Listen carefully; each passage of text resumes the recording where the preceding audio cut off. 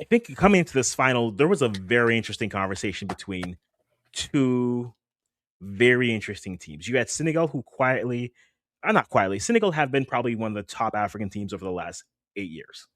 This isn't really up for consistently with players. They've been one of the top teams, and then you Yep. had a Moroccan team coming in, which they're on their way up, they're on their come ups, and they're gonna look good in the years to follow. So to me, it was very interesting. It was either are you cementing your legacy for Senegal, or is this the beginning of a new era for Morocco? Then that's how I saw the finals Yeah. kind of wrapping up in terms of one way or another. But we get to the finals, highly contested game. The big thing people are going to talk about is basically the last 30 minutes slash the last 10 minutes slash 30 minutes of the game. And it's certainly, and I am here, like I said, I'm here for every comment because I think I can respect every comment that comes in for how that game goes. You have goal that's called off for a foul for Senegal scores, and then a few minutes later, a penalty is awarded, and then Diaz misses it. They go to additional time. You're very nice when you say misses it. He passed it to Mendy. He passed Yeah. it to Mendy. Yeah. Also, in that moment, I forgot how tall Mendy is. Like in that moment, like, oh, my G, like no. Like there's a reason why my career as a goalkeeper ended when like you're not growing further than this. Okay, cool. You want the tall ones? I got you there. But goalkeepers are built different these days. They're all 6'5" and up. That they are. But for you as a fan, like, what's your perspective on that going through? Because I'll listen to you, and then everyone else, I'm gonna get all your comments in here for all that. But what's your perspective of that, watching that sequence from the goal that you think you've scored the winner, it's pulled off, they get a penalty, and then the chaos that ensues? Like, as a fan watching, I know you were live on your channel, but how were you handling all of that? If you watch the replay, not so well. But I think there was a certain way of playing that maybe the physical part of things, I think that's where Morocco may have been able to play it as much because, you had tall physical defenders that, so maybe me as a fan may have thought they was soft, right? But maybe it's just the style of football that I've seen and watched. But if it's part of your game plan, knowing that you might get favorable calls by the referees because, at home, and then, when you see someone taller, someone smaller, sometimes their power might be a little bit different than the others. So I think that was the more frustrating part of things, was that I think a lot of it was sold, but kind of worked. But like we said, karma always comes back, or the AFCON fufu comes back and hunts you. Fair. Because I mean, my thing with this, and I said this on your channel before we hopped here, like, whether you liked it or not, I'm glad, however controversial that call is, I'm happy at least the game ends in open play, or it doesn't end based off of the whistle or a point in that sense, because the game deserved to be finished on the pitch. And yes, I'm here for everyone who's angry about Senegalese players walking off for a half hour and then being upset with that. I'll listen to that, because in the way it's like, look, the ref made a call, abide by it, live or don't live, right? We had Nigerians crashing out against Morocco, and it's like, well, he's not calling anything. And my response was, he's been very consistent. He's just been bad. So the ref is bad. Play. I don't need my ref to be perfect. I need him to be consistent. And that ref was consistent. So play. This is the game that they're going to play. And if this is the situation in play, I will hear the people who say I don't like how Senegal reacted in those moments, because I think that's valid, because you've just now changed how the final looks. right? The story of the final is a penalty is awarded, whether he makes it or not.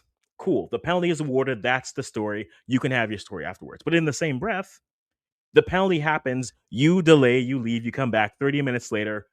The game goes, and it's like, okay, we're going to additional time. Like, okay, fine. Let's end this. Let's not have this go to penalties. Let's just end this in the next 30. And it did happen. But I'm here. So for you, when you hear people, and because we got people here saying, okay, the players, maybe they crashed out too much. They shouldn't have.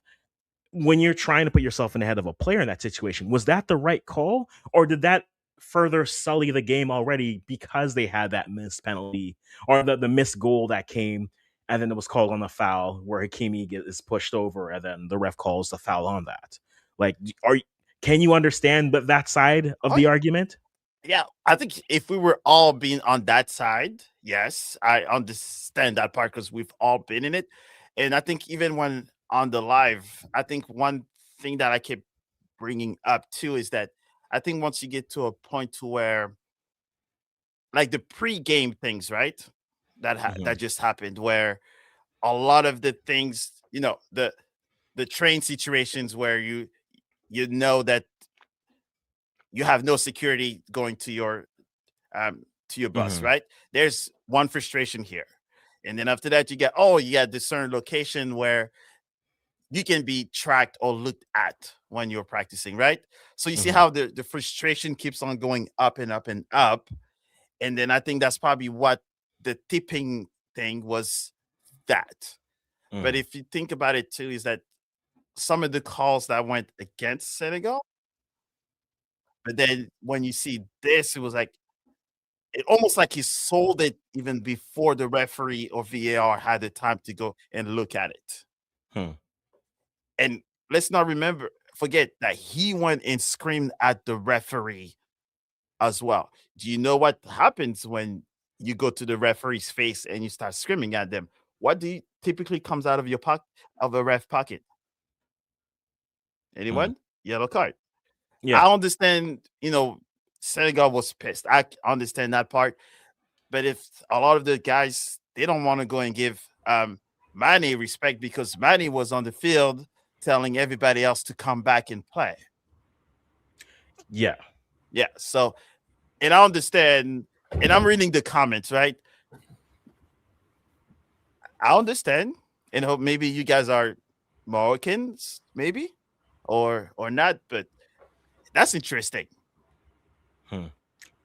Yes, they crashed out, but at the same time, is Morocco could have done the game themselves and win it. True. Senegal was Senegal had the farm front most of the game. They had the bigger chances. But then all of a sudden, how the whole CAF tournament has been, I don't know how many people are also in the internal African discussions between countries and stuff. People are starting to point is like they have not scored a goal in open play. Some of those goals were PKs that were questionable. Some other countries, northern countries, have had questionable calls. So it's like all of that comes into one huge bowl of fire. And I heard people saying Morocco is the best team in Africa. It's like, well, in '98, Brazil was the best team in the world, and they got beat by France. Does the best team always win the final? So no hatred. Morocco is family to us. French, Senegalese, Moroccan, it's all put together. It's just a game at the end of the day, right? You got beat by a hauler. I understand, but saying that Morocco should try to go to Europe, sure. It's an interesting, and like I'll get to JD's comments there because I think they're very interesting in terms of uh, not what's the word I'm looking for. I like his perspective on some things, and like in terms of just looking at it a broader. I don't think you have to leave your federation based off of how it is, but it is fascinating to me. Again, when you're in the when we're in the African space, like you get it, Mo. Like again, the sub-Saharan hate versus the Northern African, it's real, right? Like Yeah. look, like we'll stop the petty feuds, like the Nigerian Ghanaian feud, be like, oh, the rice. Actually, wait, Algeria, no, you aren't good. And okay, you good? Cool. Yeah, like that's us, right? I'm just, for me, trying to remove myself from the okay. I mean, I'm African. I'm watching it. Matthew, don't worry. I do see you here. No, I got you. I got you. You're here. We'll bring you in at some point. No problem. It's a moment that whether you like it or not, whether you like the call or not, right? It does spoil the moment, right? Because now you've taken away from what was the pinnacle of it. Whether you think it was a great tournament or not, the second you leave the pitch, the story is no longer about the tournament overall. It just becomes about that moment. And I think, yes, Senegal ends up winning. Cool. You can ask if that extra 30 minutes helped regroup. If Brahim overthought everything and all he could do was Panenka, I don't know. You'll have to ask him. He should take a vacation, get some good mentals too, because I mean, some people do not recover from that, right? You just don't recover from misses like that in such big of a moment. But the second you leave the pitch there, whether it's valid or not, you make the story less about the final and you make it more about that moment. And I feel it takes away from everything because now instead of the conversations being, okay, look, credit to them, Morocco had a great tournament. Credit to them, this was one of the best looking AFCON tournaments, period. Mm-hmm. Credit to them, this was probably the best thing that CAF did. They got the diaspora tour. This was the best thing. And the story is going to be now, tomorrow morning or this evening, is going to be, yeah, so Senegal left the pitch because they didn't like a call. Ultimately, Morocco misses the penalty. They win it in open play. And it's not about what a run. Yes, eventually we'll get to Sadio Mane. What a player. Probably Africa's best player over the in this generation. We don't get to talk about, hey, Hakimi has another final under him. Can he build this momentum to go for the World Cup? The story is now just the walkout, whether it's fair or not. For me, from a very hilarious standpoint, as is the title, it was everything CAF. It was literally everything CAF. You had, great players on display. You had questionable decisions. You had, okay, a team leaving a competition for some reason. Shout out to Eritrea. And then you just had like a bunch of things. Eritrea will get all the shots right now. One of my best friends growing up was Eritrean, so he'll understand. But you had all those things, but now the pinnacle of it is, what could this happen? How could we let this happen in here? And we've kind of did it, and realistically, we kind of did it to ourselves. And it's unfortunately that's going to be a story for it. But let's get you into this, Matthew. Look, the finals being said, I don't need you to talk about missed penalties or what it was called or what. But when you look at this tournament as a whole, right? I would argue this has probably been, I think, 2023's AFCON was just chaotic, right? Equatorial Guinea doing whatever they wanted, apparently. And then Cote d'Ivoire winning it against Nigeria in the finals. When you look at, do you think we've made for CAF, we've made enough strides from that tournament to this tournament to where we can say, hey, this was, throw those last 30 minutes in the game out, this was a great tournament? Yeah, good question. Thanks for having me, by the way. So yeah, like, and then even coming into like your last discussion, like, so for me, especially kind of organizing in like the Black soccer space, I started following AFCON seriously, probably like the last tournament was when I really said like, okay, I'm going to try to really watch a lot of matches, and we watch as many as we could. We organized some like watch parties and stuff like that. We hit up like some local, African cuisine spots to like host games and everything. So yeah, like I feel like I have very much like an outsider's perspective. Like I very much, as someone that's been into soccer for a long time, but kind of only recently starting to really become invested in CAF. But I think a lot of people are going through that, right? As Black and African players become more influential throughout all world soccer, and then even like Black and African commentators and stuff. So all of it, and coaches. So I think everyone's looking more at CAF and starting to realize. So for me, kind of as more of an outsider, like, yeah, I think you can definitely feel that there is a tangible growth that's happening year over year. Like even, like I said, I watched the 2023 AFCON was probably the closest prior to this one. Mm. And yeah, it was like really eye opening as someone that again hasn't really prior to that watched a ton of soccer on the continent and stuff. I would see those teams in the World Cup like most people and that, but hadn't really seen a lot of it. So yeah, it was really cool. I think, and it's interesting even kind of going into the next conversation because so I try to be a bridge to people that maybe don't know as much about CAF and that. Yeah. And so I've been like really trying to like get excitement and energy around the matches, say like, hey, the matches are starting, let's and sharing some of the highlights in that. And it's funny how and I've heard other people comment on this too about like there is like a meme of like anytime something kind of there's a bad call or a bad tackle, it's like, oh, it's CAF, it's Africa or something like that. And we do that in CONCACAF too, right? Like, oh, you got so it's interesting to kind of filter out or try to filter out like some of that stuff that is you don't want to like kind of buy into the stereotypes and that. And even like you said, like I've already kind of gotten messages from people talking about like Senegal walking off and like and stuff as though we haven't seen shithousery from every team at some point. But it's going to have a different kind of tenor because it's Africa, right? So so it's interesting to kind of see some of that. But I think definitely like the level of prestige, the level of quality, the level of production. Like to me, again, as someone like that considers himself some of an outsider, again, I'm building a bridge, but I'm still not as entrenched as maybe some of you guys are, especially that have direct connections through the continent and that. So it's cool to see that. I think we'll still have to work on people not kind of memifying everything of like, which is going to happen, as people get that more, they get that more familiarity. Every little instance that comes out, like, oh, this is welcome to CAF. There's a bad tackle. It's like there's bad tackles everywhere. There's bad calls everywhere. Yeah. Agreed. Also, if you're going to bribe the referee, bribe them properly. Okay. Bribe them properly. All right. Here you go, starting trouble again. Listen. Hey, there's a World Cup coming to North America in like 6 months. Okay. If you're going to bribe them properly. Get ready for us to win that one inexplicably, because I will listen. I am not ready for that. Okay. You of all no. Give it to Mexico then, at least. No, it wouldn't be Mexico. They wouldn't do that. The work has already started. You've been 75 countries.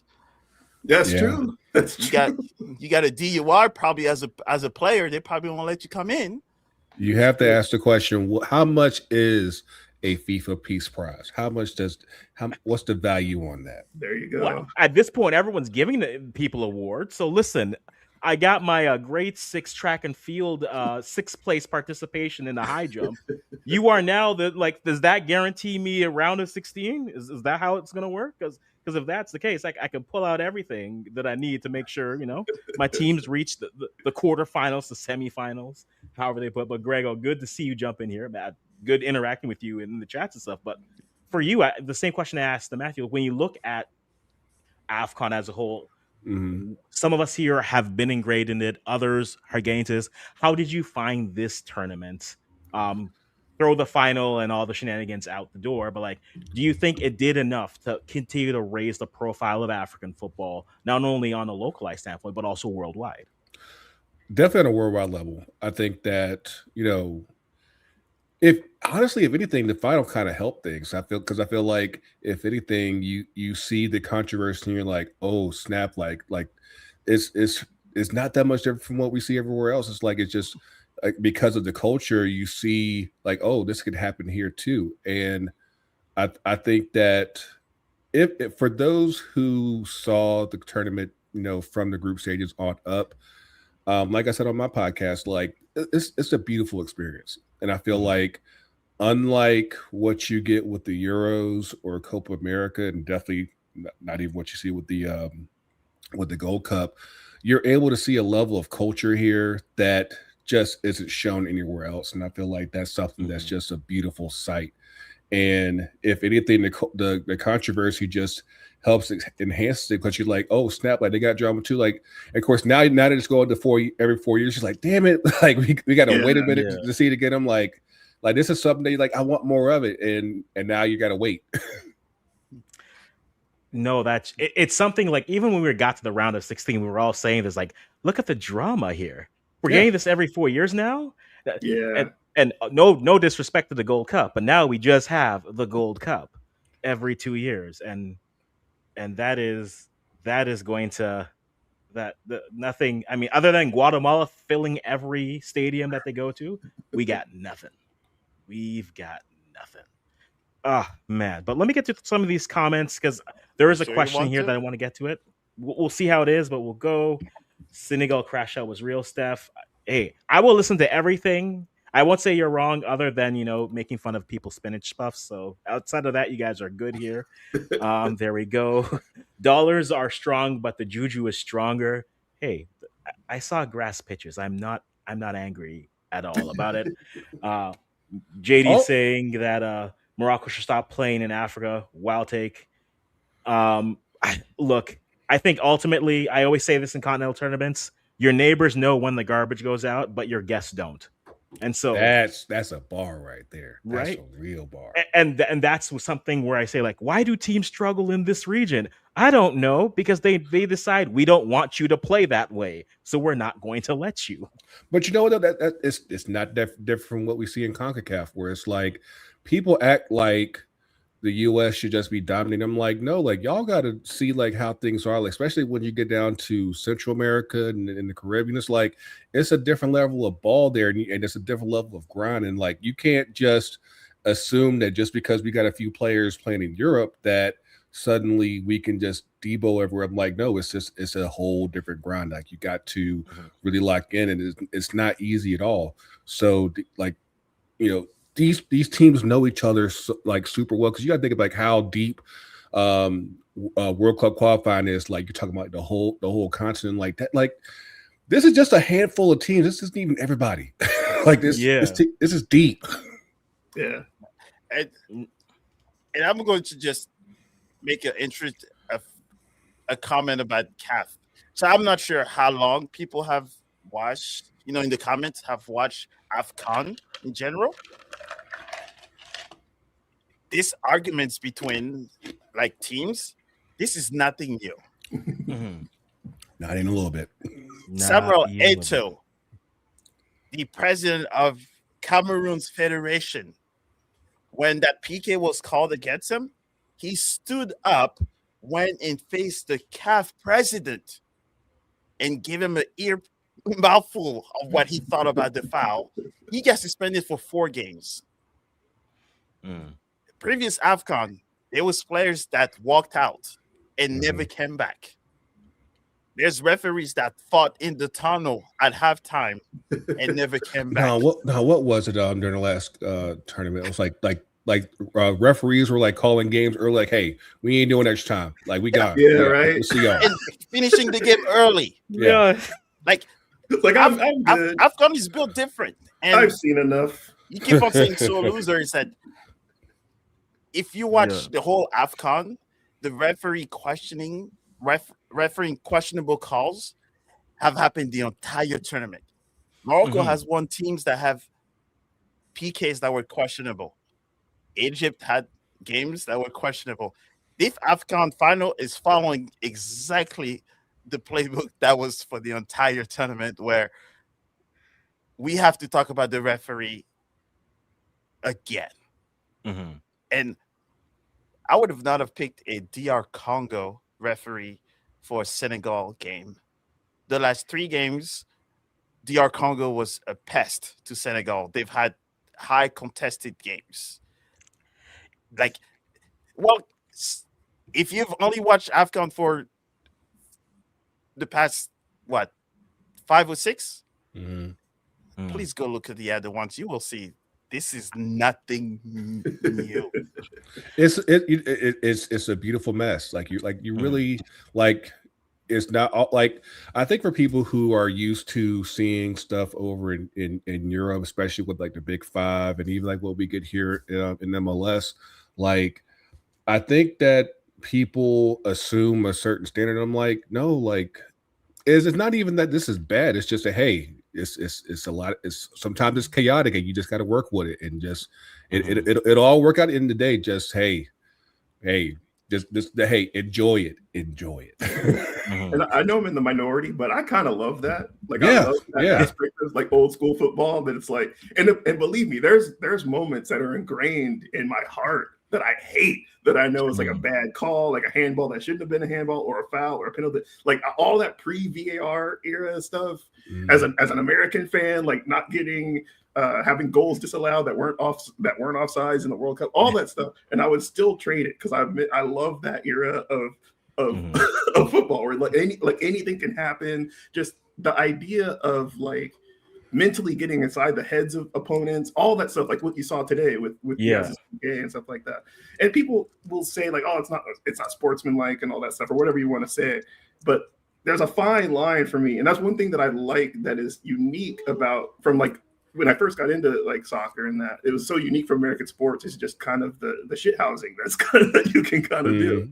And again, some people hate that, and I get that to an extent, but I kind of love it. So the fact that it kind of lives still in CAF and CONCACAF too.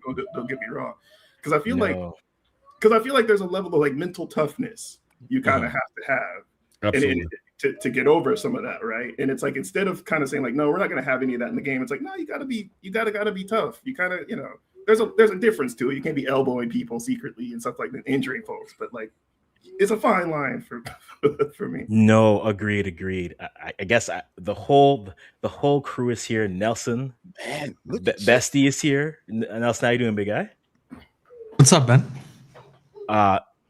I'll just ask you, what are your thoughts? Because I know you, sir. Give me your dissertation. What are your thoughts right now? Probably one of the best finals I've ever watched. Period. Like I don't understand why. I was reading your comments and I was kind of perplexed because AFCON has always been like this. Mm-hmm. This isn't like what Mo said. This is not a new thing. We've seen fights. We've seen like this was actually calm. And to be fair, for Morocco to get to the final, we knew this was going to happen. The ref would... okay, maybe I don't know what you guys have said, but I think that wasn't a penalty, not even a mile. I don't think that would be given in any other final. Because if you look at El Hadji Diouf, he literally held the guy for a sec. Mm-hmm. And then, yes, he did drag him, to be fair, but that's never given in a final. You know what happens? There's like a ref comes to them, gives them a warning, walks off. And specifically the time too, like almost at the last minute. And I love that he tried to Panenka it. Horrible decision. Love it. Man, I loved everything about that final. The disallowed goal, I thought it was a goal. Like just overall, fantastic tournament. I think this is the best AFCON I've seen in years. You know what? It's the best one I've seen across the board. Fair. Because I asked Mo this on his channel, and I'll ask you this. So let's play hypotheticals here. Let's say the goal that Senegal scores isn't disallowed, right? Mm-hmm. And then you still get the penalty 2 minutes later, and Diaz makes it, or he still misses it. Does it still change the vector of the game? You're still looking at it the same way? Or it is a little bit differently for you when you look at it? I think if the Senegal goal was given, then the penalty wouldn't be a big issue because Senegal already 1-0 up. Mm-hmm. But I think you'd still see people like get pissed off. Mm-hmm. It sucks because I thought El Hadji Diouf was the best defender all tournament, like by a mile. And that one mistake is going to like haunt him now. But I don't think I think they would probably give it. It'd be a weak penalty. We've seen weaker stuff happen. Yeah. But when you look at the whole game, Senegal were better. Like just for people need to understand, like Morocco are, even though Senegal won and Senegal have their number now twice, but Morocco is still probably the best African nation. Yeah. And to beat them at home in a final, Senegal, you just have to give them credit, man. Because that Pap Gay shot, there's nothing you could do. And he almost scored twice. Same kind of shot too.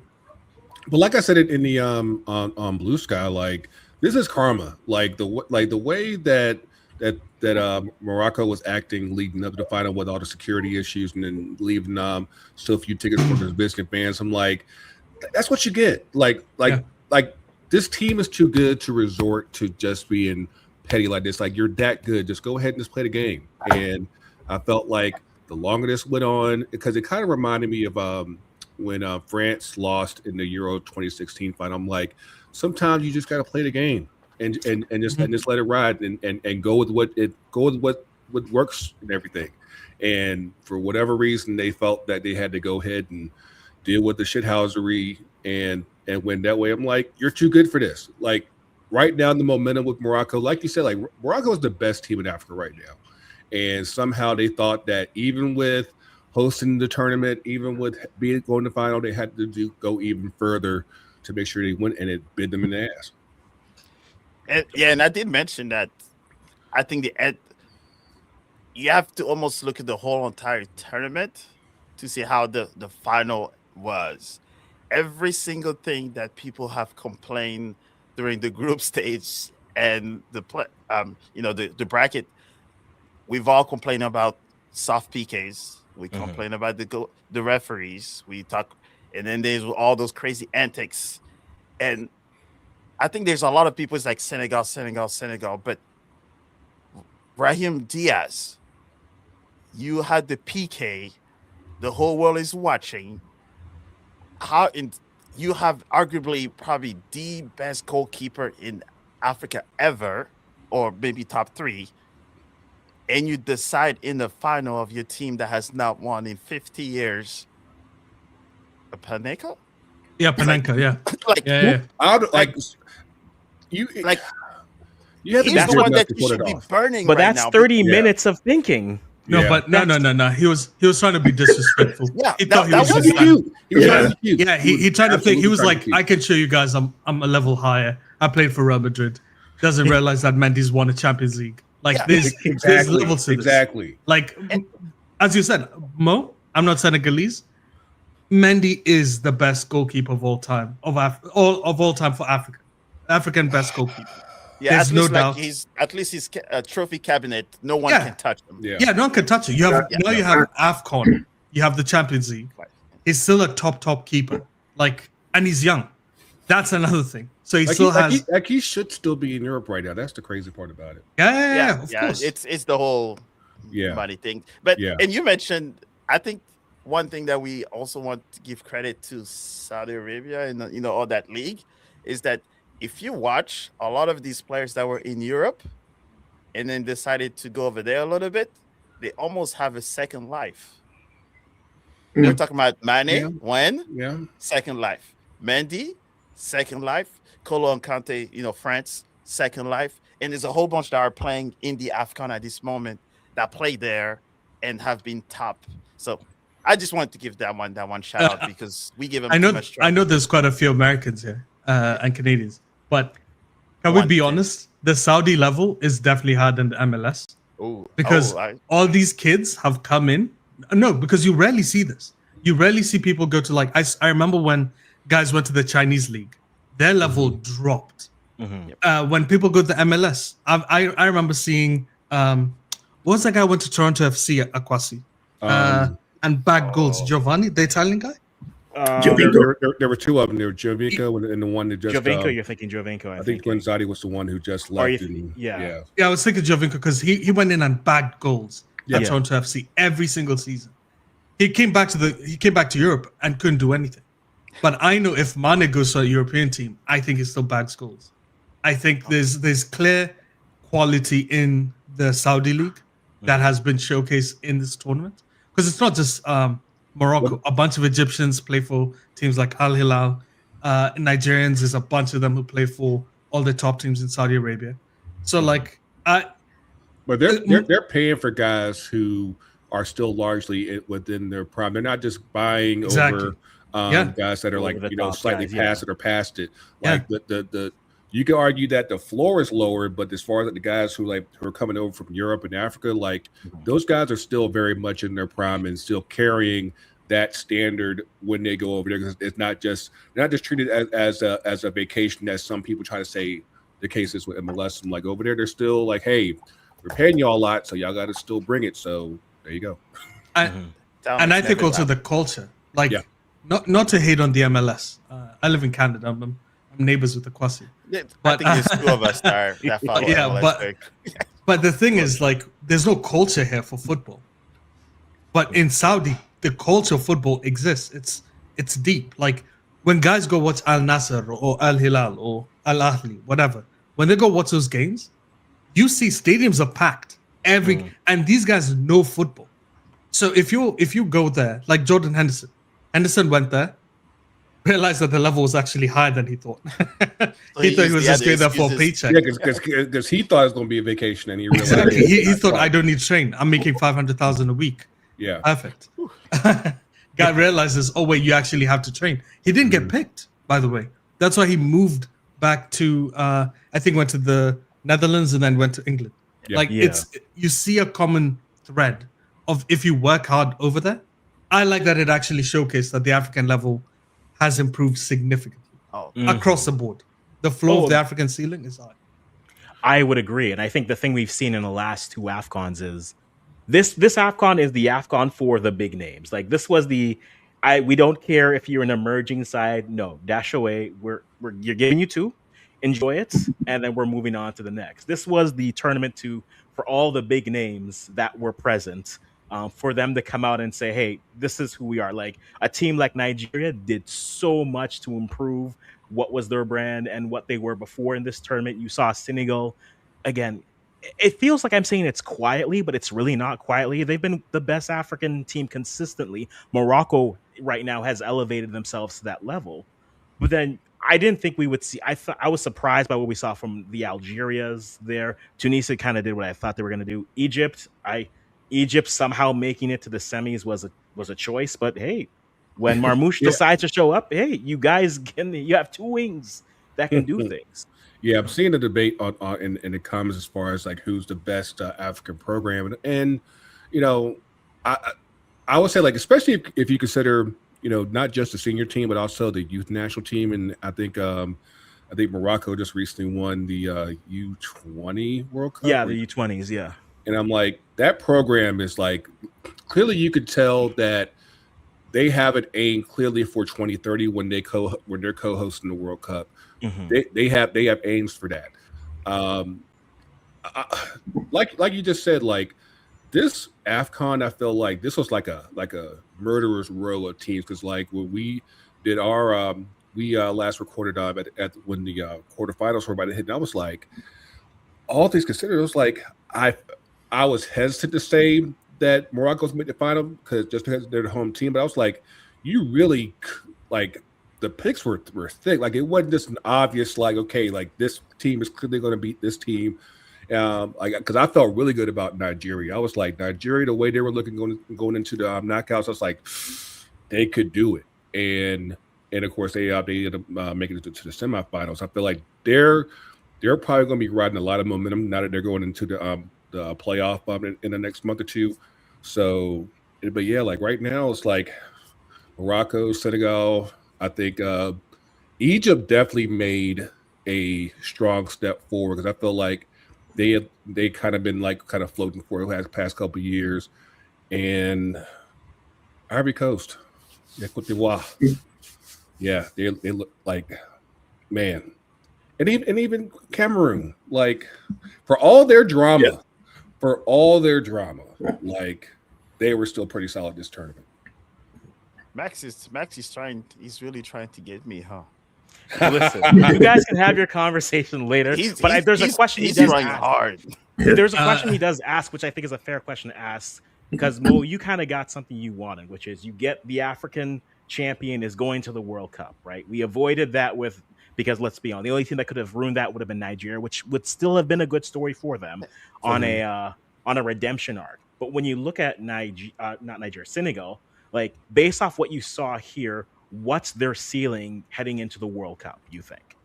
And like I'll give you the floor, but then after you, everyone feel free. Like I'll pull up the groups in a second here, but based off what you saw at AFCON, do you think this improves, hinders, kind of stays the same for what their ceiling at the World Cup is? For which team? Senegal right now. I think for me it's hard to use AFCON performance to determine how they're going to do during the World Cup. Because the World Cup, you're facing different teams, different culture, different way of playing.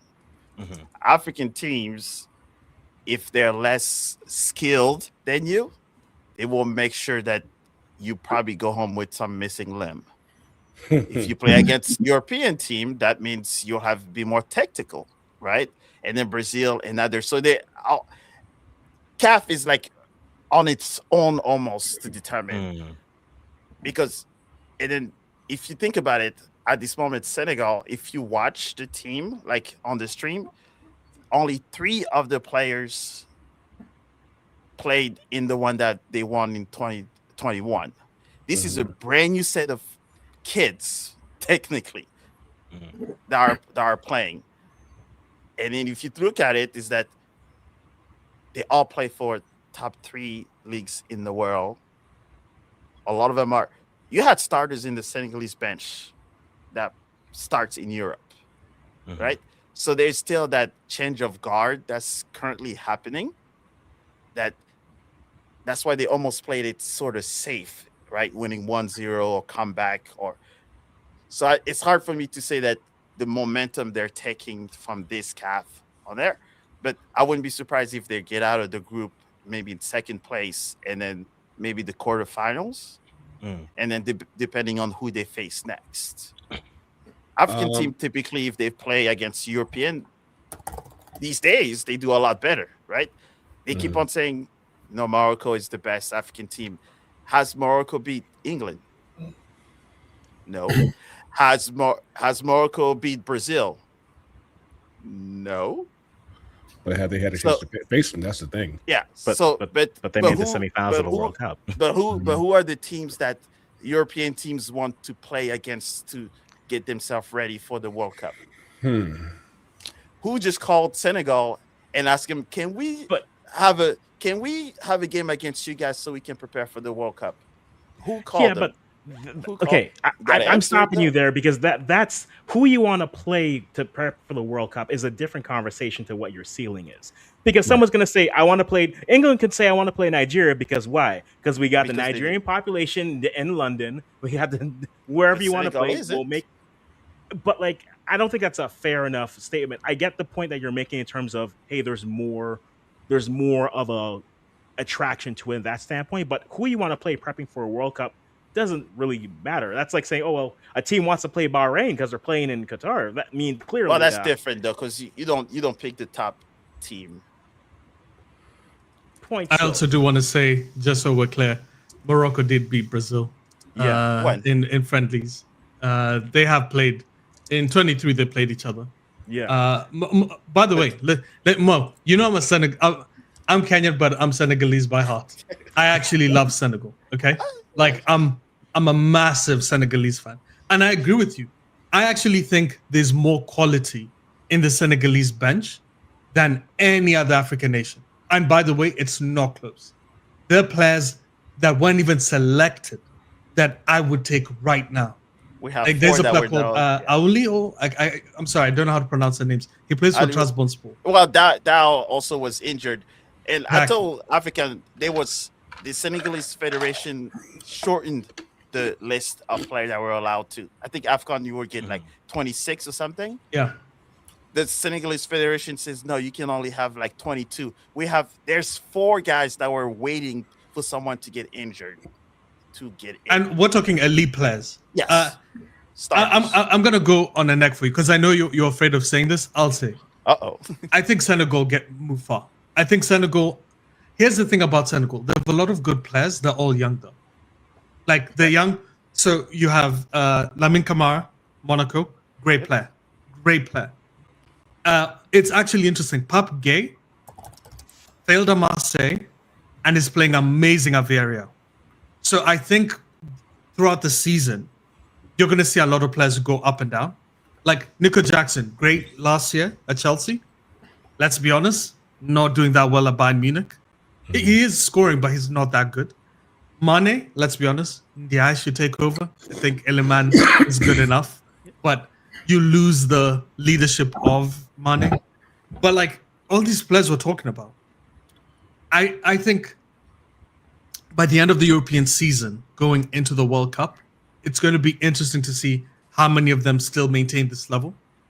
We have another like 40 games-ish of the European leagues to watch. So it'd be interesting to see that. But I think Senegal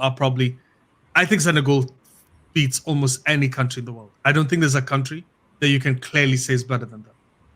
None. I don't think it's as easy as you think. I would say that, especially considering that France is in the same group as them, that would probably be one of like maybe 3 or 4 teams I could say that might be better. But yeah, and I think just the fact that they had to play them in the group stage, they will already have that exposure to them, to where if they did run into them again by the quarters or something, you're like, hey, I've seen what you do. Like you're not gonna intimidate me like you did before. I would easily say that. It's so tricky because, of course, with this World Cup, because there's so many teams, like you also have to factor in that there's a third place team as well that also could get in.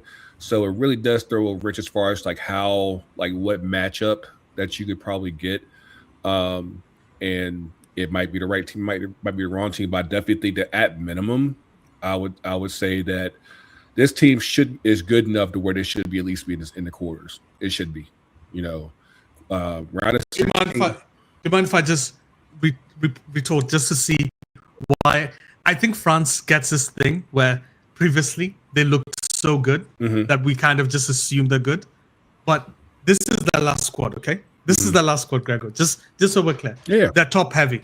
Mbappe, very top heavy. Top heavy. Mbappe, crazy good. Ryan Cherky, crazy good. Ekitike, sure. Let's look at the midfield. It's Kefren Thuram. It's Zaire Emery. Kefren's a good player. I love Kefren. Zaire Emery isn't playing for PSG. Okay. Then we go to the defense. It's Theo Hernandez, who's at Al Hilal. Lucas Hernandez, who doesn't play for PSG anymore, because Pacha's playing. Saliba, great for Arsenal. Konate, poor. Extremely poor for Liverpool. Koundé at Barcelona, good player. Upamecano, mid. Digne, mid. Malo Gusto struggles at Chelsea. The goalkeepers are Chevalier at PSG, who's poor. I honestly would take Senegal against them, and I'm not saying that because if they play up to their level, yes, and that's the thing. And I know Mo's struggling here. I don't like that conversation. No, because I look at. I'm not kidding. Whenever I look at like. We tend to put a lot of like weight on people's names as opposed to how teams play. Yeah. Like I think that's true.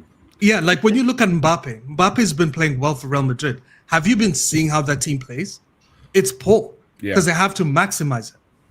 And I think if the way Senegal have played, where it's a team game as opposed to players going 1v1 marking, right? I actually think you have a really good chance. I'm not saying you beat them like convincingly. I think it's going to be a hard game. A win's a win. Just win. A win's a win. I'm backing Senegal, by the way, just so you know. Like I actually like this. I'm staying away from that conversation. Because like I can't. But people do like they get scared of the name and that like who's actually on the pitch, and like just because it's France doesn't mean that they can't be beaten. And in this case, Senegal definitely has the talent to beat France. It's like it's just a matter of will they play up to the moment and step up, or will they say like, okay, no, it's France. That's why I'm like, if they run into them again in the knockouts, like you've already seen them once, so the fear should be over. So go ahead and go for it. But of course, that could already happen in the group stage, and you already could see that hey, they're mortal, they're humans. You got to beat they got to beat y'all too. So there it is. I'm going to ignore your chat. I think one of the real benefits for Senegal in this tournament was Mane's presence. Obviously, he's a quality player, but I think the experience and mentality and leadership he has, like you saw him like after he got the goal, in the semis, and he's telling everyone like lock in, let's even after they won, he's like it's not done.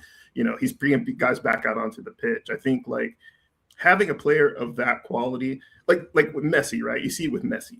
Like remember for years Messi was a great player, but he didn't have that like leadership quality that brings teams to the next level, that makes teams want to fight for you. The reason, like, it's funny because Messi's played long enough that like a whole generation of footballers have grown up watching him and adore him, and he's going to carry them probably to another final, frankly, because how can you duplicate those circumstances? Ronaldo almost kind of has that at Portugal, right? He's almost kind of lifted up a whole generation, like, but it's not quite the same effect. But I say that to say, when you have a player that has quality, but then also that kind of leadership where players want to fight for you, want to die for you, that's a difference maker. That can be the difference maker in a match. And I don't know that, like, I don't know that Morocco had that kind of player. They have quality. Obviously, they have Hakimi, they have Diaz, players who put the ball away. But, you know, that level of leadership, especially in a World Cup, to bring people together and be like, hey, let's dial in. And I think the challenge for Senegal maybe is, I think the World Cup is all kind of about like momentum, right? It's like, are your players rounding into their primes at the right time?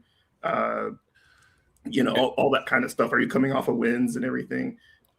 So you guys know Senegal much better than me, but it's almost kind of like this transition where you have like a lot of good players coming up, and then you kind of have, again, a leader like Mane kind of rolling off. So it might be more of a transition, or it could be one of those where it's like, okay, this is kind of like our last rally.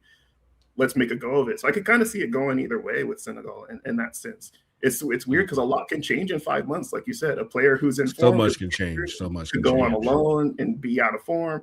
I think definitely they're one of the teams to watch. I would put them in like firmly in like the second tier. Like if you have that first tier of guys that can win it, that can make finals, and the second tier is, you know, those teams like United States, Mexico's, the Norway's or Switzerland's kind of the world. I think they're definitely at the top of that group, in my terms.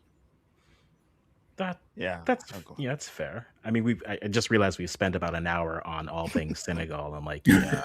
I mean, hey, they won. They won a championship. Hey, winners get to talk, I guess. Good for you guys. That part. They're trying. The chat's trying very hard. At least you guys got to play in it, okay? At some point, Ghana will qualify for a continental tournament at some point. I do miss Ghana. I'm loving all that conversation. Somebody say South Africa can beat Senegal. Okay. Somebody said Morocco is value more money than Senegal. Okay. Market value is And then somebody says that Senegal, and they said Senegal's system is bad. I mean, if you tell me that three kids that were 6 months away from making the French national team going to Senegal instead of France, and you're telling me their system is bad, my apologies, but maybe you have not watched enough soccer. Because Ibrahim Mbaye is so good. Like he doesn't know. Like, the kid just won 7 trophies with PSG and Senegal. Didier, and I'm a French guy, right? So I follow both. Those are my two teams. Sarr, that just replaced Koulibaly, right? Mm-hmm. He was supposed to be on the bench for the World Cup. He turned them down. Didier Deschamps, the coach of the French national team, was pissed off when he heard those two guys decided to go to Senegal. Like you guys are talking about, I understand that Morocco is the blueprint at this moment. They did well in the last World Cup, right? And yes, infrastructure, the small guys, you know, the under 17 has won the World Cup. We could say the same thing about Mali. Mali has performed exceptionally during the youth tournament. Have they done well during the senior? No. Senegal has won Chan, right? The last one before they cancel it. Some of those guys are now playing with the first team. I understand people are mad about Senegal winning, but if the disrespect by saying that their system is bad, and that the US why is someone upset that Senegal won? That's what I don't understand. Unless you're Moroccan. If you're Moroccan, I get it. Like, but also, you were giving if you're Moroccan, you do not look at Senegal and be mad. No, there's one guy that you need to turn around. And yes, we all speak French, and I know some are Arabic too. And trust me, Senegal is not the problem at this moment. Somebody would referee handed over to you the game, and you disrespected your whole country, the goalkeeper, by doing that. Senegal did their job. And yes, the walk out was not right. I understand that part. The whole world is watching. But chill out by saying South Africa and all, because Senegal won. They played their game. Karma has come back. That's why Morocco did not score. End of story. So we've talked about Senegal. If that was we've talked about them. But the question, like after everyone, I always talk about the teams that win. I talk about the teams that lose. And for Morocco, look, right now, Morocco, I say this all the time. Morocco is the golden child, right? Everyone's had that golden child in the family that every aunt's talking about all the time. Like, why can't you be my more baby? like them? Right. My baby just got to Harvard. Like, and like the Africans was like, oh, he just got all straight A's. You're like, we're trying. But for Morocco, like, what do you do after this? You basically host everything. You basically have the opportunity to cement this era of just where's the Morocco? Okay, cool. We need to buy shoes. Go to Morocco. Okay, cool. All right. Someone wants to have a stock Morocco again. Cool. When you look at them on the pitch, is it just simply you ran into a team that was equal to you and on the day you lost? Or is it just something deficiently within them that they need more depth? They need more attacking prowess. They need to add a few more players. Do they miss size here because he goes out early in the tournament? They don't have that midfield player to play, and then you have to kind of try to rely on Amrabat, even though he didn't do it as much. When you look at Morocco, like what's the next step? And Nelson, I kind of want to throw you into this right now because we do have respect for what they've done on the pitch, but what do you think Morocco should be focused on next, whether that is heading towards those March friendlies or into the World Cup? Get more of the Moroccan contingency that's in France to switch sides, or Spain. That's the only thing. Like they look, Morocco lost to Kenya at Chan. I'm Kenyan. Our team is awful. The fact that they can lose to us is like, I don't know. It's like the US beating France in the final. Like, it doesn't make any sense. And by the way, Morocco, like, no shade to them. They're a good squad. On the other end, they're top heavy. If you ignore Brahim Diaz and you ignore Hakimi, like Amrabat isn't good enough. Mazraoui isn't good enough. Like I like them. I like them, but they're basically all defenders, first of all, essentially. They have a good defense, the midfield's okay, and then they have one decent striker. That's it. That's a whole squad. They are thin up top. Yeah. Like Saibari might be a good player. He plays for PSV. Elements of his game are good, but again, the gap. Let's actually be clear about something. The gap between Morocco and Senegal might be bigger than the gap between Morocco and Nigeria. I think Nigeria are on the same level as Morocco. If you look at that Nigeria squad, it's ridiculous. If they don't have infighting, if Osimhen isn't acting like a fool, if Lookman doesn't want to pass him the ball, like if Nigeria actually locked in, this tournament would have been a Senegal, Nigeria kind of like vibe. Like, I'm not kidding. Oh no. I definitely thought that if there was with the way the knockout path was going, I was like, if there was going to be one team that did beat Morocco, it would have been Nigeria. Yeah, and like we said before, like so many things can change over the next few months, and I feel like definitely in Morocco's case, like I hope that they temper their expectations because it might not be another semifinal run this turnaround. Again, I think that everything is looking toward 2030 and getting everything ready for that. So, but yeah, like seeing them in this tournament it definitely did highlight that. I was like, who are the strikers? Who are going to score the goals? Because yeah, if Hakimi is further back, like it can't be him. He can't be Alphonso Davies for Canada. He can't be that guy. But they need to find out who else are they going to find goals from. If they can figure that part out, they can make the quarters. If not, I think they're probably round of 32. I have an answer. Anyone else want on this before I jump into this pool? For Morocco, I kind of had the same feeling. Like I'll be quick, but yeah, I kind of had the same feeling that with Morocco, I don't feel at a World Cup level. Like I don't really see the depth. I think, like you said, they were kind of everyone's darling in 2022. But even then, I kind of felt like, yeah, they're probably. Everyone does those runs. The U.S. had a run like that. Who was it? Costa Rica had like a crazy run in 2014. And it's always a question of like, is it going to be a sustainable thing that a team can build on? Is it a sign of they're getting like long-term better or not? And yeah, like I wasn't that impressed with Morocco in this tournament in the sense that like I didn't see them really put teams away. And we understand that, right? World Cup is different.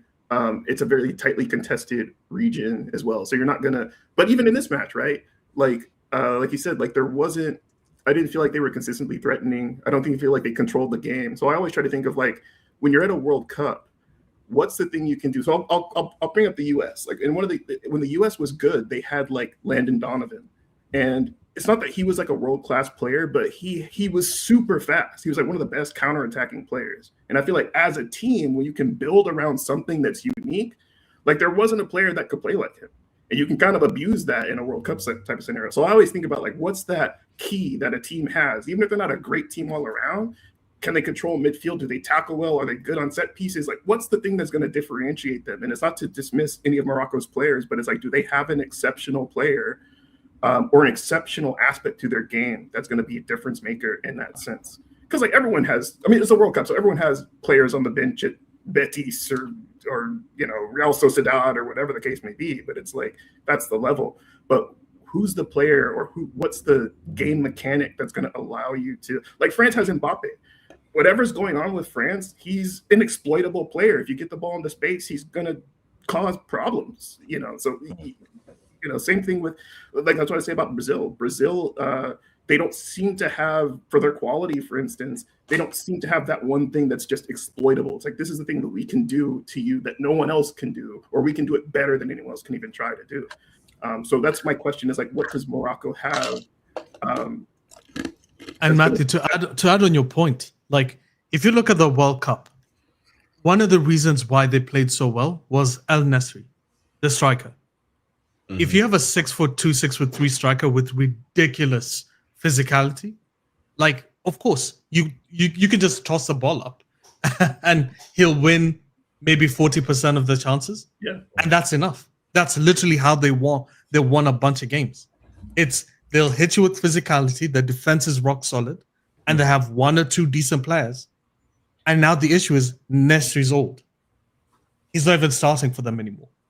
Like that guy's gone and they haven't been able to replace him.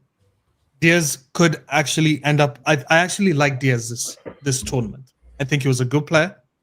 Panenka, ignoring that Panenka, yeah. Like he actually was a good player. Even in that game, I think he was a good player.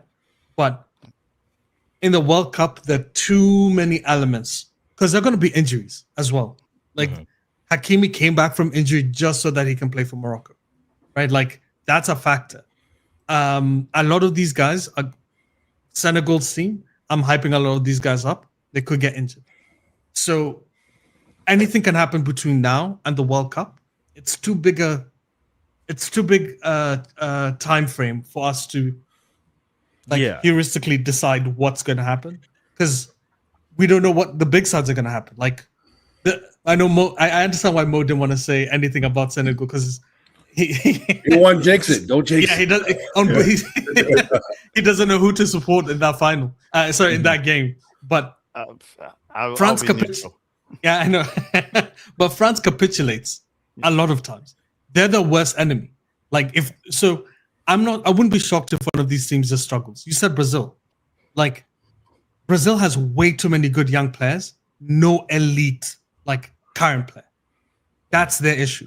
And I actually feel Senegal's in the same boat, where if you ignore Mane, the rest of them are all young players who are very good, but you don't know what the ceiling is. Mm-hmm. Brazil's such a wild card, but that's a whole other conversation. That's true. Like, I think I like teams that know what they are, right? Exactly. And that's so key at the World Cup. Yeah, and just right. And like Morocco to me is a side that at their core, yes, in this CAF, in this AFCON, we saw them try to be more on the front foot. They try to play the same way against every team, and they did that. And I think there's value to that. But at their core, look, they know how to shut down a game when they need to. Okay, that is them at their core. And so, yes, you may not have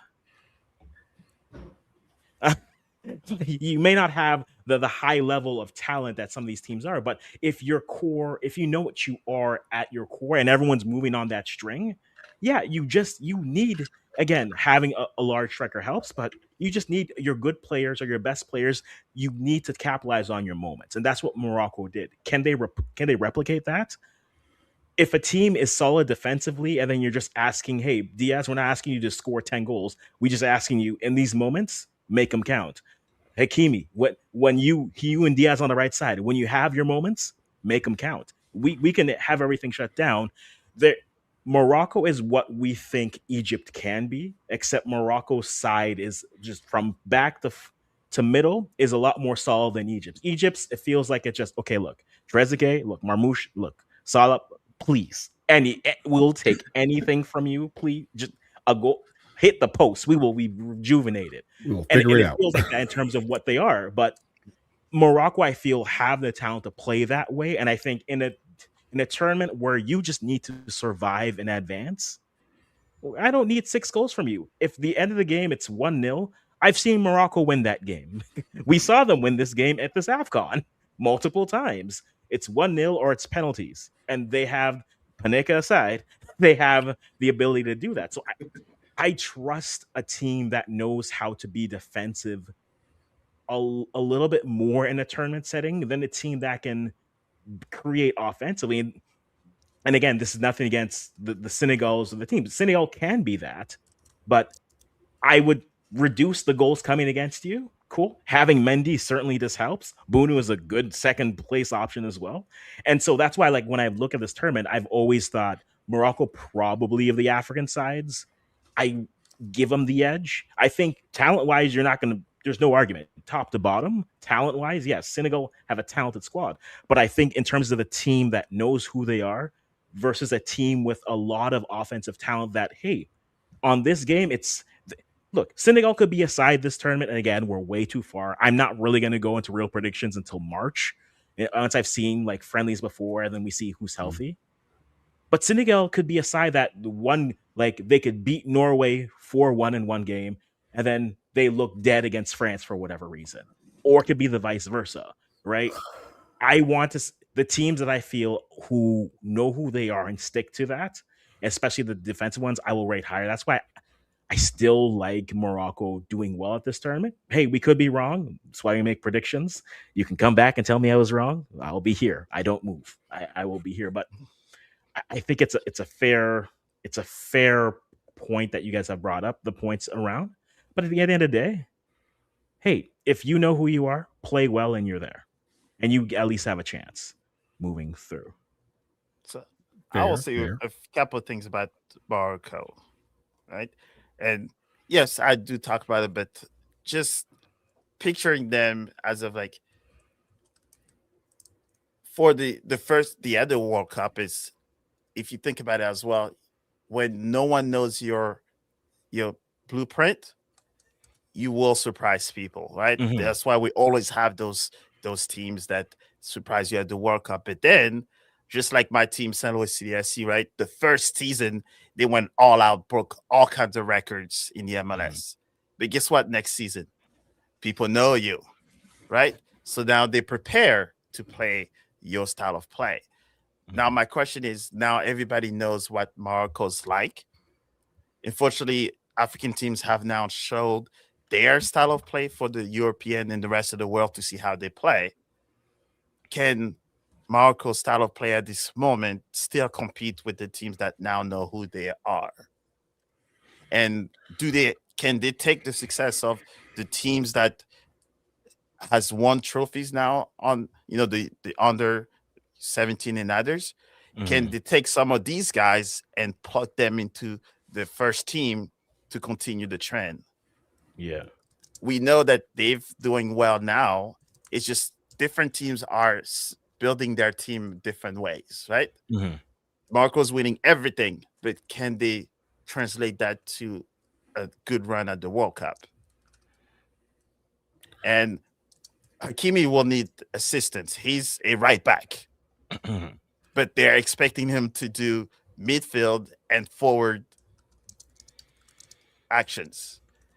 Diaz, yes, he showed, that he has the skills to do it, but now it looks like maturity and maybe leadership is not there yet. Who else can take over when Hakimi is not there to help? No. Right? So we see all of these things that, that adds up to what Morocco can show us. We're all Africans, so we do want Morocco to do well at the World Cup, right? That's the normal nature of what we see. But how they go from there from this tournament? And it's, again, for them, it's a big opportunity. They had, again, I could only imagine what Diaz is feeling right now, because the whole world, like 80,000 people thinking the trophy is on your foot, and you do that. And like, you could just hear, like, I looked at him when he missed it. I thought to myself, maybe he's just missing it on purpose and say, let's finish it on the pitch. But then he just stopped, like, oh, no. He literally, also, I said this to you, I forgot how tall Mendy was, because it's like, oh, yeah, that's what limbs are. Cool. But PKs, when PKs are missed because the referee make a bad call, it's a pass to the goalkeeper. I've seen hundreds of those, giving away. It's not you try to do a panenka. You pass the ball, and you can clearly see your coach looking at the other bench, and they wave. Yeah, the acknowledgement. It will be giveaway. I do not buy you. Any staff, you've not won the trophy in 50 years. I could care less how bad that PK is or how you got it. You will put it in the net because it's been 50 years since you won the trophy. If it's a regular season game, I understand people will give away the PK. Do you really think 50 years your country has spent hundreds of millions of dollars to put the tournament together? Do you really think someone's going to tell you, just mess up the PK so we can get back to the play? Come on. I call that's capping big time. Yeah. And again, that's a fair point. Yeah. No, and the guy's crying on the bench. Oh, well, yeah. At that point, you're just like, yeah, clearly the man, he thought this was like, I went from like, oh, maybe, and then like, oh no, this is what he thought this would work. That's crazy. That was too weak of an effort, and it was just like you trying to be cute, and that wasn't the moment to be cute. Don't be cute when the man is 6'6". Yeah, exactly that part. You need to put Mac's comment, his last one. Yeah, he's trolling. Would you put above Diaz in the Senegal team? He's trolling. Oh man, he doesn't. I'm sorry, bro. Like Diaz doesn't even. let me explain. Diaz doesn't even get into the Nigeria first team. He doesn't get into the Senegal first team. Let's see, Mane, Nico Jackson. Yeah, he's on the bench. Let's actually go down the countries. Like, if you actually go through a bunch of these countries, he's like a round of 16 African starter.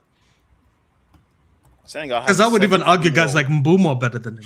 I'd argue Ahmad is better than him. They've actually scored for their clubs. They were elite for their clubs.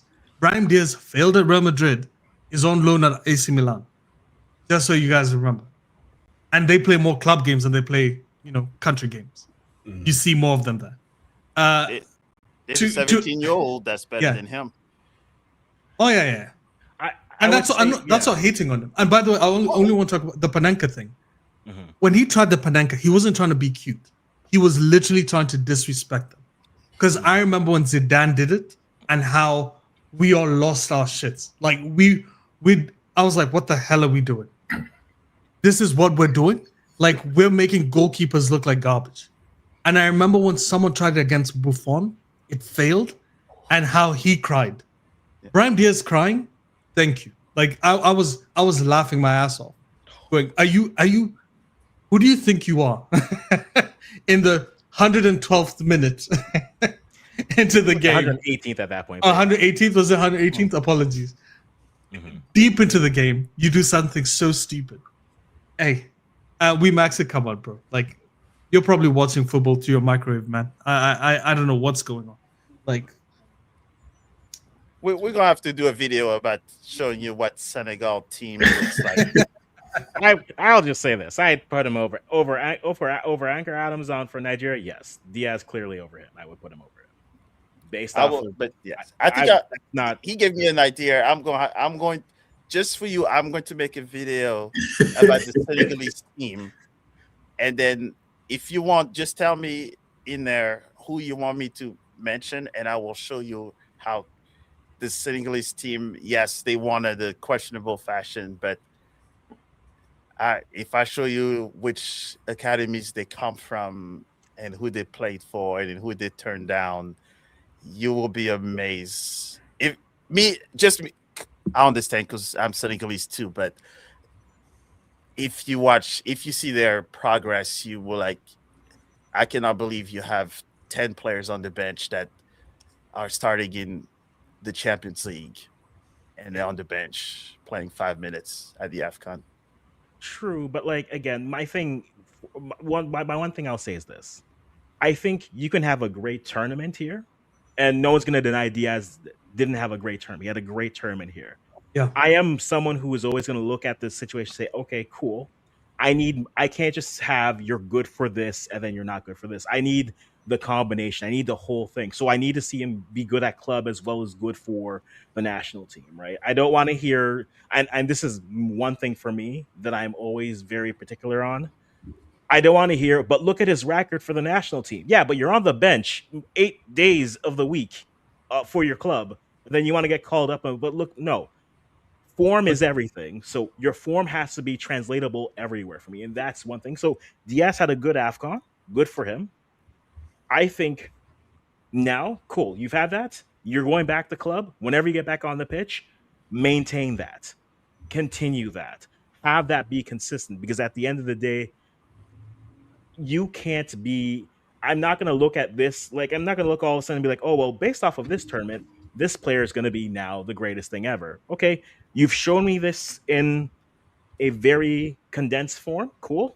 Now let me see it consistently. And that's always going to be my call for players. So I think for Diaz, you are doing well. You had a good AFCON. Get over this Panenka. And now let's see this at club consistently, because that's going to matter more to your national team than what you did. Because when World Cup comes times at 6 months, we're not going to be looking back 6 months and saying, but look at what he did at AFCON. We're going to be saying, hey, you played 10 minutes a match at Milan for the rest of the year. That's not going to cut it. So he has a great ceiling.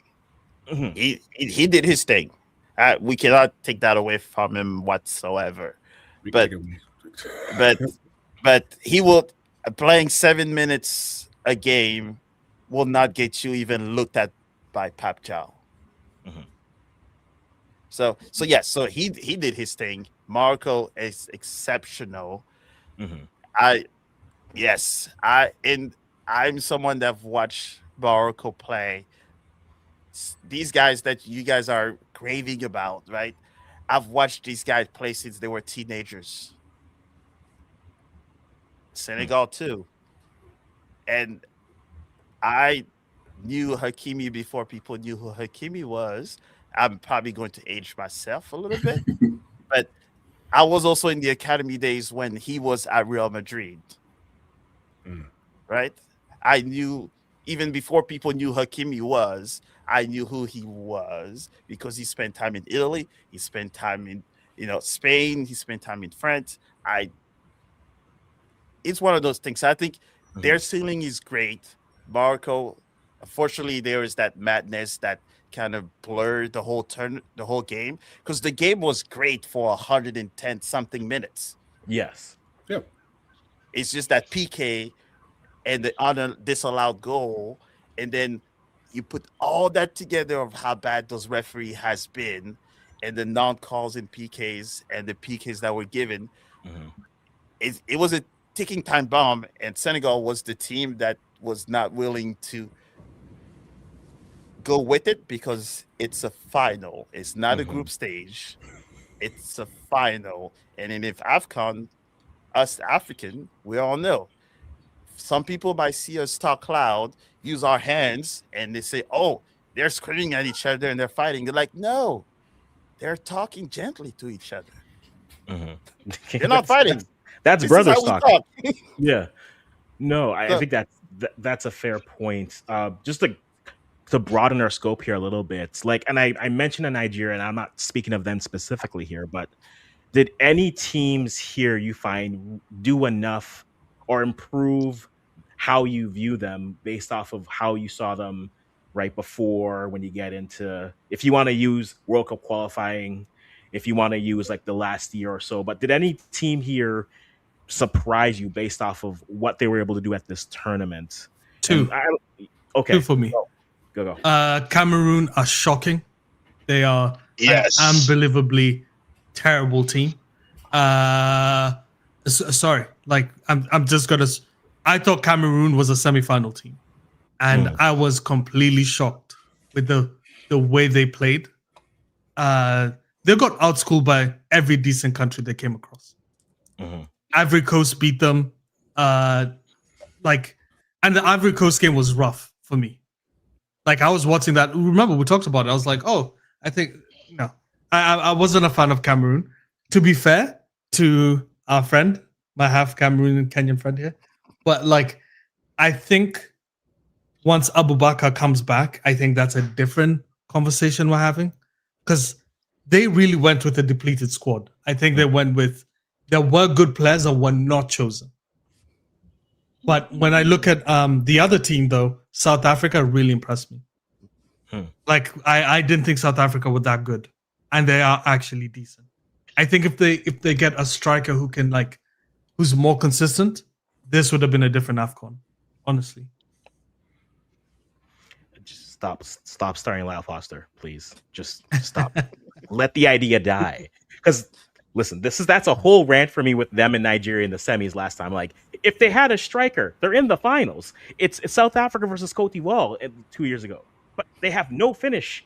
They have everything but a finish. It actually frustrates me to my core. But yes, that's a fair point. Anyone else want to jump in on that? Teams that maybe you change your perspective on them based off of what you saw in this tournament, based off what you saw before? I'm gonna say I like Mali. Mali really impressed me. How they were able to get themselves into the knockouts like that against I forgot who they played. They played Senegal, right? Or was it Algeria? No, Mali played Tunisia in the round of 16, but they drew Morocco. Yeah, that was I was very impressed by them, and it goes to show you that that the times are changing for a lot of these African countries. As for my disappointment, it's still going to be Nigeria. Even though they won third place, it's still, I consider it a failure in my eyes, because they were ready to win that whole thing, and they just squandered it in the end against Morocco. I mean, I feel like that was just home cooking. Yeah, I know that's home cooking, but I'm just saying, Nigeria, I mean, the reason why I'm even saying this is because the Nigerians that I've seen on social media, we're still talking very arrogantly, saying that they're better than Ghana or they're better than South Africa. Yeah, they're going to be the ones sitting in the couch this summer. Still sending letters. Sending letters saying, but Wan-Bissaka isn't the listen, win a game, beat Lesotho. Brutal. That's all I have to say to you. Beat Lesotho. And Rwanda. don't get me started on that game. But no, like that was it really like not to say the pushback was Nigeria a disappointment? Because I would say they exceeded my expectations for them, and whether that's fair or not, like they they were a team that I didn't know what to expect from them, right? There's an apology video out for AFCON for me already where it's like, was I wrong to doubt Nigeria? That's out there. And it seemed like they figured everything out. The Morocco game, I will say this. It felt like Morocco said, look, Osimhen's not going to beat us. Lookman's not going to beat us. So Adams, if you want to, you're going to have a good touch, B, be able to dribble, and C, create a chance. And he did none of those things. So that to me, that game, as much as they want to complain about the referees and who was stealing Stanley's towel and everything, hey, the game was on one player, and you couldn't really do it for what they gave you. That was a game where I'm like, I know you want to start two strikers, but listen, maybe you put in Chikwueze and say maybe you add some more attacking flair and see what happens. Iwobi, I think, had a great tournament for them, but ultimately, like, I don't know if Nigeria's. I get why people would say it's disappointing because this is the best they've looked in the last 4 years to me in this tournament. But I wouldn't call it a disappointment. I think I'm happy that this is the Nigeria that we have because now when every Nigerian complains, they can at least say, hey, the AFCON, not 23 when it was a struggle 1-0 win every game. And we kept on saying they can't keep getting away with it. In this tournament, what they did to Algeria was just like every game was just there are levels. You thought, oh, they can beat Algeria, was going to be a good fight. Nope. They said there are levels. And then Morocco met them, and Morocco said, hey, there are levels. And then when Morocco beat Senegal, it was like to the end. I feel like first of all, I feel like this tournament was set up for Morocco to make the final. So the fact that Nigeria lost to them, it's like, that was out of their control, basically. And I feel like coming off of the failure of qualification for the World Cup, having that bounce back was very good for them and winning third place. Yeah. And of course it all leads to like what's next out for them after this because of course they're missing the World Cup again. And so how did they carry this momentum going forward into the next cycle? That's like which Nigeria are we going to get in the course again? Because there's no AFCON coming up in a couple of years. It's like y'all like there's going to be a couple of years where we're just like, hey, where is the direction going forward? Because it's going to be a minute now because there's nothing to really play for a couple of years. So right now they got to stew, they got to tool back up in the youth ranks and really find who is Nigeria going to be going forward because like you just never know which one you're going to get. It's time for every single African countries, especially those guys that are not playing, to take the blueprint of the 4 semi-finalists, right? It says these are the guys that we have to emulate because they each find their separate ways to get to where they are, right? Egypt has a few international, but a lot of them are also playing still in Egypt, right?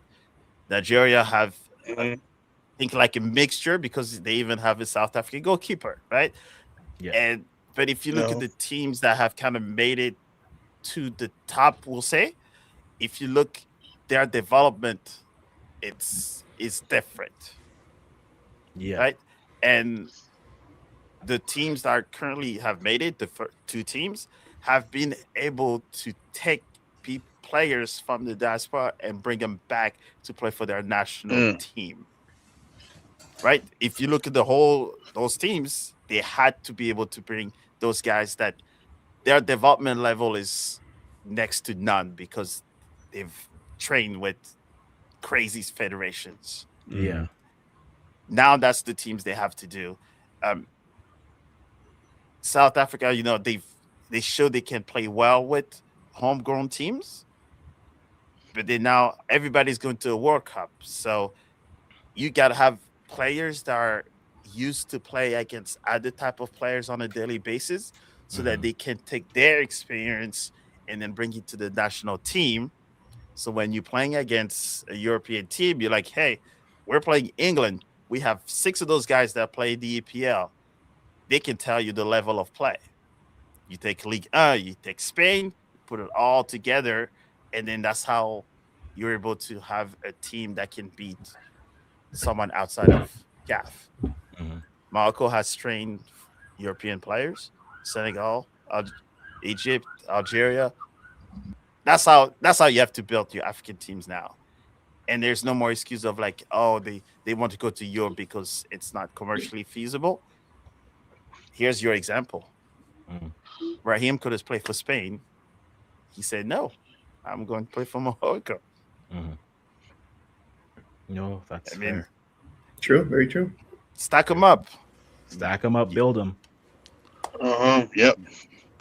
If you're not playing in the World Cup this summer, like they're just, I think for a lot of programs, it's going to be a lot of soul searching as far as just because again, like you don't have another AFCON for was it 2027? Okay, so hold on. It's after that it switches to 4, right? Okay. So actually, after 28. After 28. Okay. That actually helps out a whole lot then, because at the very least, everybody should be working towards getting ready for that. Yeah, that helps out a whole lot because without that, there'd be a lot of teams kind of like doing some soul searching, but yeah, you better start look just like the US is doing. Anyone that has that little flag on their name, that baby, see. You're not wrong. You're not wrong.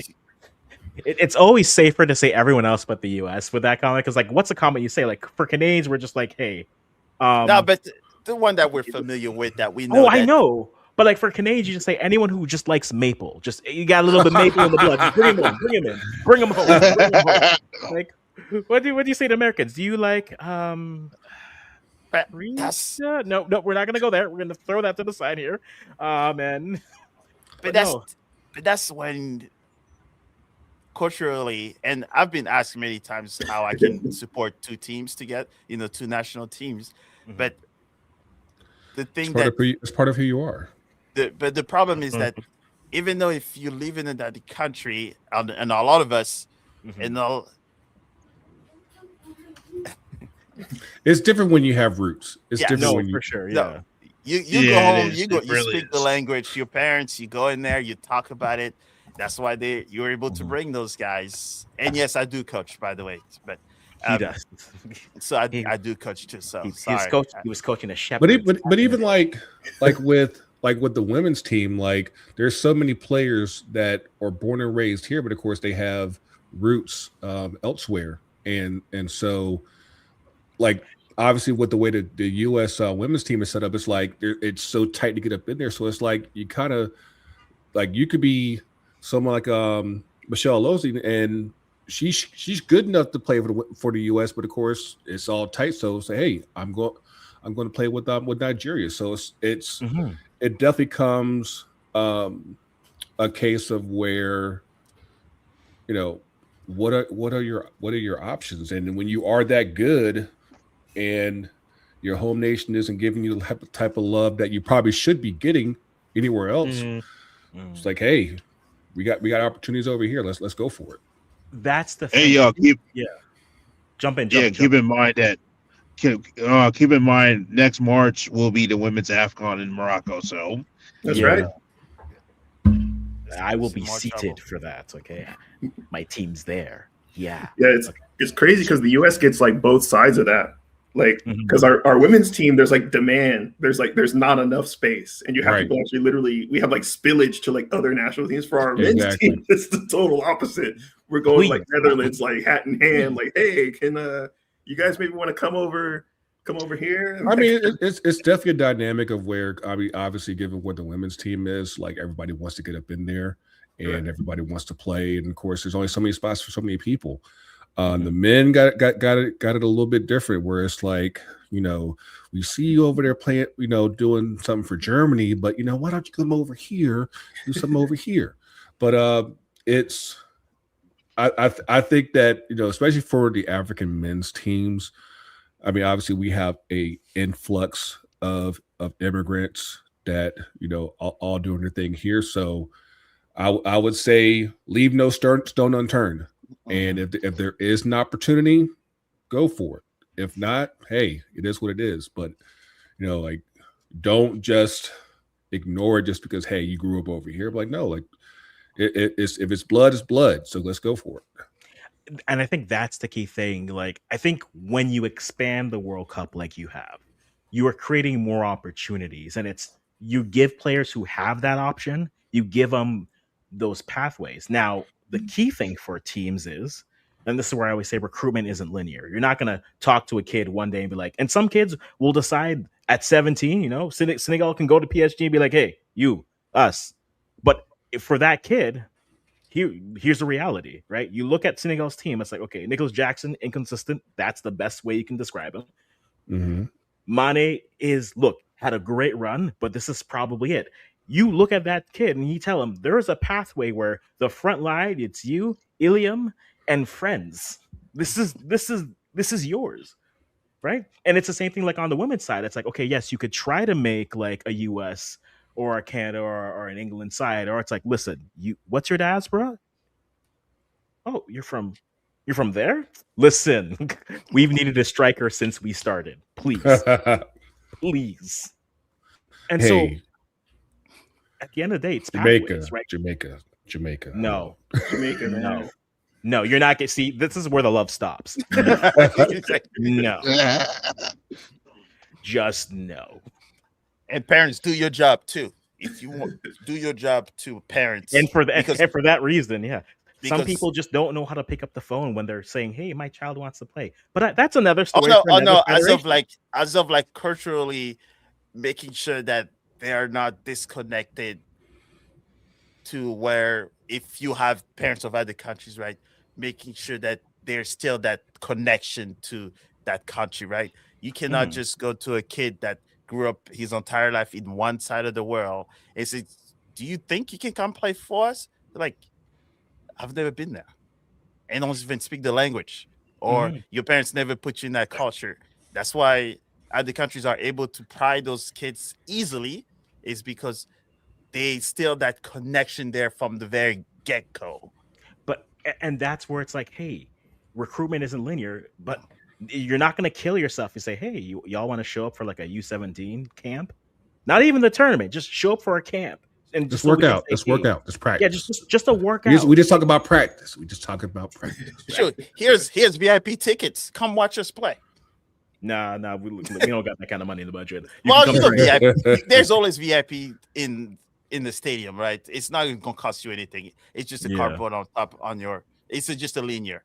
It's just those little things. Come watch us play.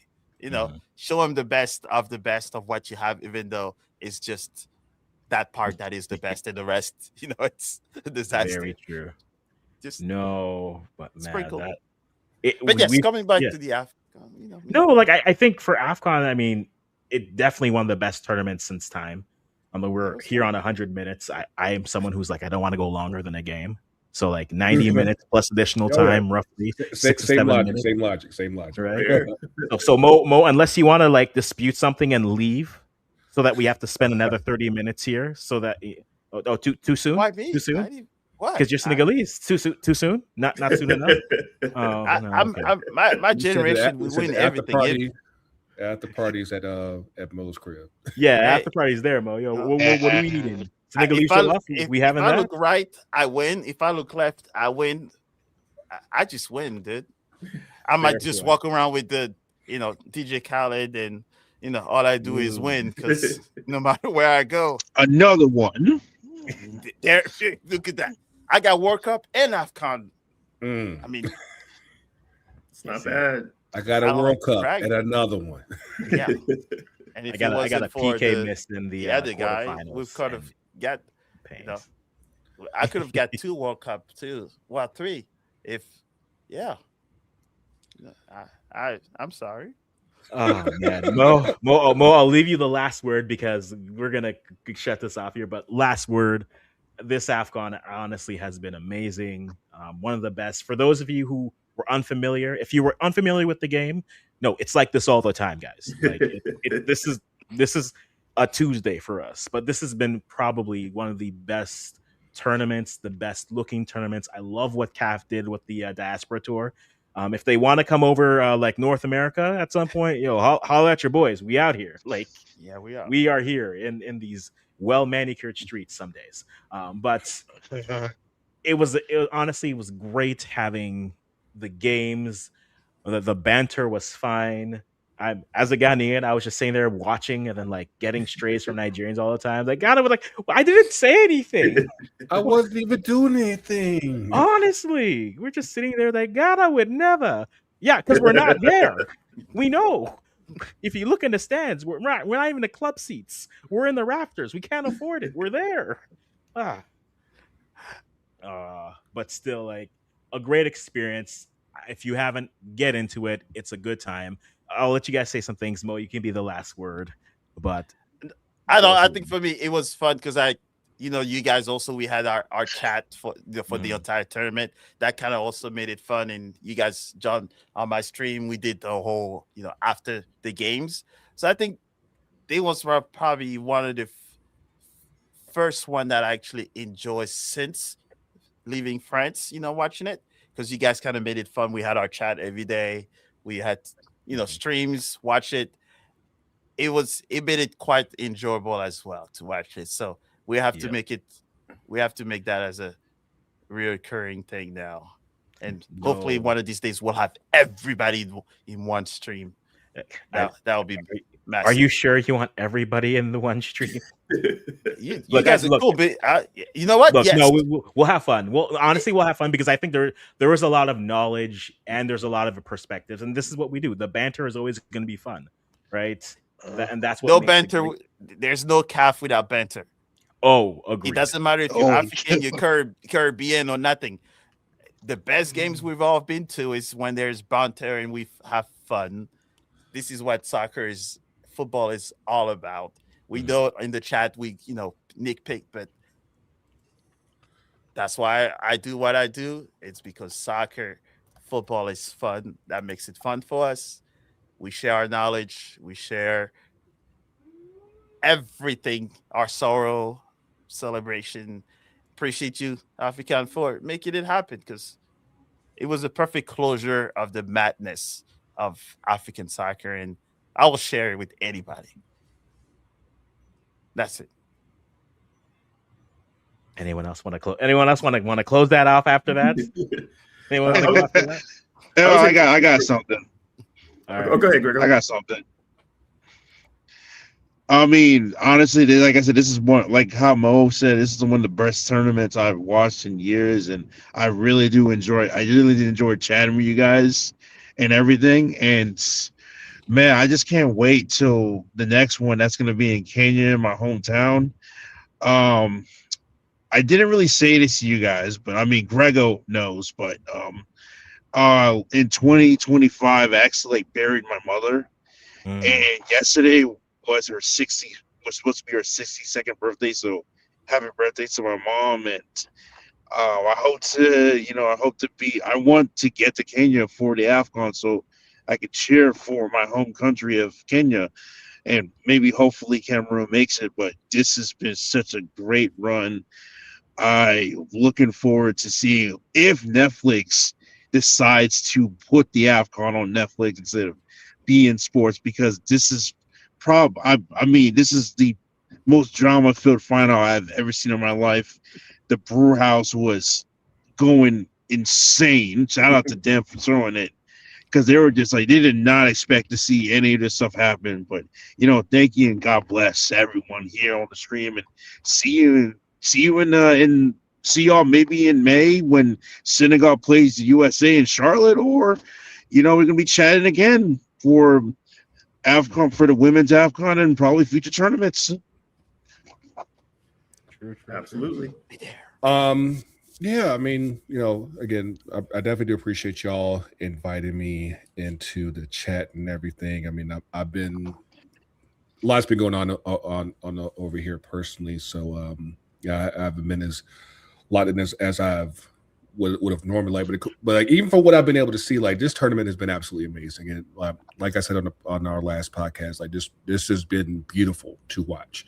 And the thing about the AFCONs, and that I think what everybody else misses, that because of the connections throughout the countries in Africa, you're able to, it's not just a geographical thing, it's a cultural thing, and you're able to, just see it, unfold in a really beautiful way, whether it's West Africa, North Africa, Southern Africa, and East Africa. Like it's all just a beautiful banter experience. And like I always close with with my podcast, like the culture's real, the culture's everywhere. Like you really see it in real time with this tournament. Like the culture is everywhere, and it's absolutely beautiful. And hopefully we'll be able to see some of that this summer. Fuck all these travel bans and shit.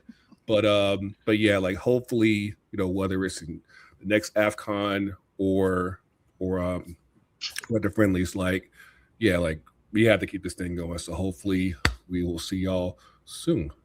Mm-hmm. No. Yeah, and just to kind of piggyback on what Gregor was saying too, about the culture is a great point. And it's like, I've been into football for a while. You watch the Euros, you watch the World Cup, and it's funny because everyone has those friends. It's like they're like, oh, I support US and I support France, or I support US and I support Germany, and they feel this connection to Europe, right? And I feel like AFCON is that for Black Americans, or obviously African immigrants, since they have that direct connection.